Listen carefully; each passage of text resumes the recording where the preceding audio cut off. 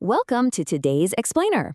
We're going to dive right in and explore two of Northern Europe's most perilous, yet utterly captivating natural wonders. We really want to answer a fundamental question here.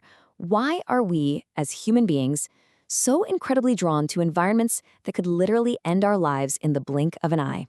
So, relying on some fascinating data and intense firsthand accounts, let's unpack the terrifying beauty of these extremes. Here's our agenda for today. We'll start with the world's deadliest sea, examine the anatomy of a shipwreck, move over to the edge of the earth, check out extreme thrills and tourism, and wrap up with why we risk it all. All right, Section 1, the world's deadliest sea.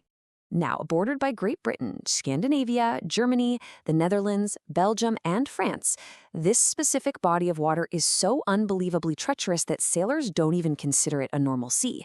It's known quite literally as a battleground. If you're out there, every single ounce of your skill is being tested. A total novice might suddenly become an expert, or tragically, they might lose their life. A single mistake out here can instantly cost you everything. What makes it so terrifying is just the sheer geographical nightmare of it all. The North Sea is essentially boxed in, but it's constantly being battered by its open connections. You've got these giant, unstoppable waves rolling in directly from the Atlantic Ocean, and you combine that with freezing winds just blasting down from the Arctic. It creates this brutal environment where the water temperature routinely drops below 0 degrees Celsius. Astonishingly, even in the dead of summer, the temperature can suddenly plummet to -5 degrees. Combine that instant freeze with sudden thick fog and completely unpredictable weather changes, and you've got a perfect recipe for disaster. Moving right along to Section 2, Anatomy of a Shipwreck. The actual mechanics of how a shipwreck happens in the North Sea are super surprising. You'd probably think it's just about big waves, right? But actually, it's all about the depth. The southern part of the North Sea is dangerously shallow, only about 100 feet deep on average. So when a massive storm rolls through, those giant waves reach all the way down and scoop up sand directly from the seabed.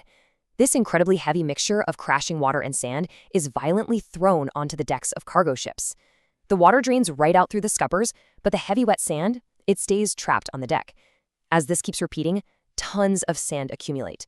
The ship becomes top-heavy, completely unbalanced, and when the next massive wave hits, it rolls over and sinks. It's literally a mechanical trap.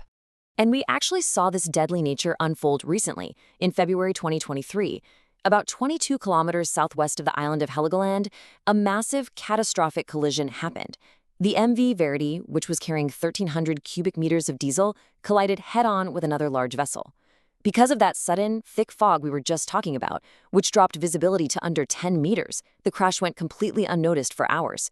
It wasn't until a single body washed ashore that authorities even realized something terrible had happened. Despite a massive rescue mission by the German Maritime Search and Rescue Service, by day 3, the search had to be called off. Out of approximately 250 people involved across the incident, the sea swallowed almost all of them without a trace. So, as you can imagine, superstition runs absolutely wild out there. There's this chilling historical anecdote about a Dutch fisherman that I think perfectly captures the psychological toll of the sea. His trawler was hit by a massive wave that actually snapped one of the ship's huge pillars. They narrowly survived, but the second the ship stabilized, this fisherman arrogantly starts boasting to his terrified crew that he always defeats the North Sea. He claimed he'd conquered much worse. His crew is literally begging him to stay quiet, but he just kept bragging. Well, he didn't even get to finish his sentence before a sudden, deafening wave struck, tilting the ship violently. That boastful fisherman was swept straight into the icy depths, never to be seen again. The sea out there just does not tolerate hubris. Now, you're probably wondering, why on earth do we keep going out there? Why don't governments just ban maritime traffic and this absolute death trap? Well, because a staggering 65% of the region's trade flows directly through these waters. If they closed it, the economies of Northern Europe would virtually collapse overnight. Beyond that, the North Sea is packed with vital oil rigs, natural gas extraction sites, and massive offshore wind farms. We breathe the battleground because, quite simply, our modern civilization depends on it. Okay, let's switch gears a bit. Section 3, the edge of the earth. If you want to find what a lot of people call the edge of the earth, we've got to travel to the Strand municipality in Rogaland, Norway, to a place called Pulpit Rock, or Preikestolen. Just getting there is an ordeal. It requires an 8-kilometer drive, followed by a grueling 4-kilometer trek. And this isn't some paved tourist walkway. You are navigating over jagged rocks, up steep hills, and sometimes trudging right through watery paths. It's deliberately difficult, and honestly, it successfully deters a lot of casual travelers from ever reaching the summit. But if you do manage to brave that journey, you are met with this absolutely staggering number, 1,982.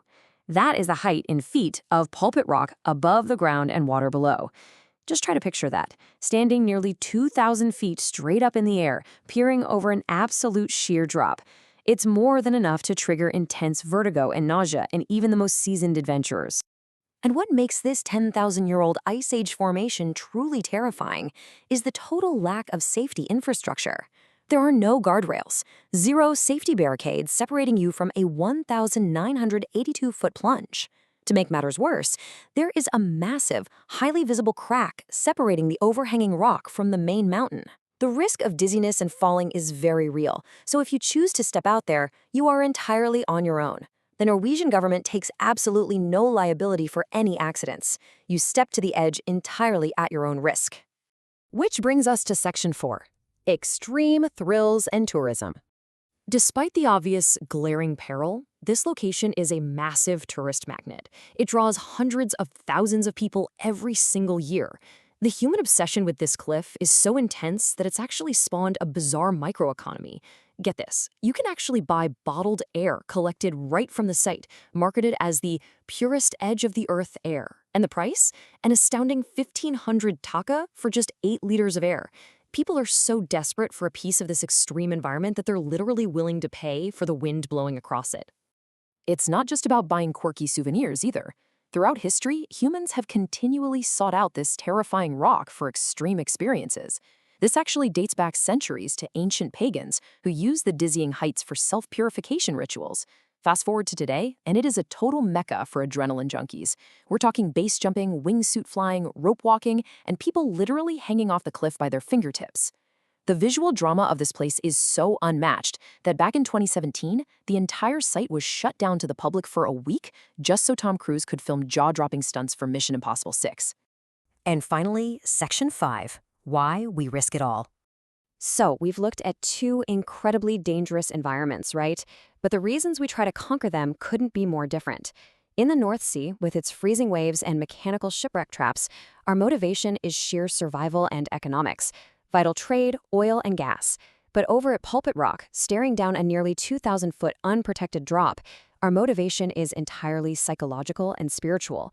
It's the thrill of extreme sports, the allure of tourism, the historical pursuit of purity.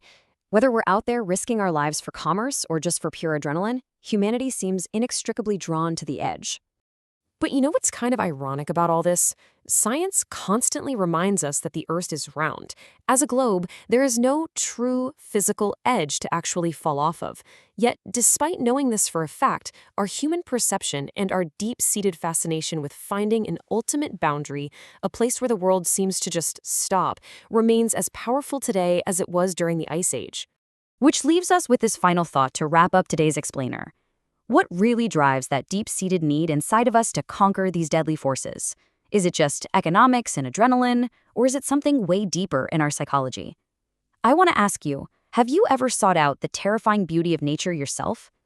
Think about that the next time you look at a supposedly calm sea or a high mountain peak, and remember the wild extremes that are just out there waiting. Thank you so much for joining me to unpack all this today. Keep exploring.